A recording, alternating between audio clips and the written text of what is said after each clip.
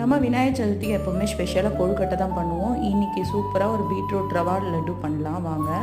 First ஒரு beetroot எடுத்து தோல் எடுத்து நல்லா சின்ன சின்னதாக கட் பண்ணி மிக்சியில் போட்டு 3/4 கப்பு ஜூஸ் எடுத்து வச்சுக்கோங்க. 1 கப் ரவையை நல்லா சூடு பண்ணிக்கோங்க. ஒரு 5 நிமிஷம் வறுத்து 2 ஸ்பூன் நெய் விட்டு கொஞ்சமாக முந்திரி பருப்பு போட்டு வறுத்து எடுத்துக்கோங்க. இப்போ அதே பேனில் நம்ம எடுத்து வச்ச பீட்ரூட் ஜூஸையும் போட்டு ஒரு 5 நிமிஷம் கொதிக்க வைங்க. கொதிக்க வச்சதுக்கப்புறம் இந்த ரவையை கூட சேர்த்து நல்லா மிக்ஸ் பண்ணி விட்டுக்கோங்க. இதுக்கு 3/4 கப்பு சர்க்கரை எடுத்திருக்கேன். அதை ஏலக்காவோட போட்டு நல்லா பொடி பண்ணி வச்சுருக்கேன்.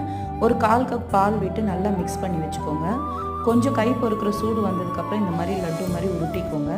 மேலே முந்திரி பருப்பு வச்சுக்கோங்க. ரொம்ப சூப்பராக இருக்கும். இந்த விநாயகர் சதுர்த்திக்கு உங்கள் வீட்டில் கொழுக்கட்டையோடு சேர்த்து இந்த பீட்ரூட் ரவா லட்டையும் செஞ்சு பாருங்கள். டேஸ்ட்டு சூப்பராக இருக்கும், ஹெல்த்தியானதும் கூட.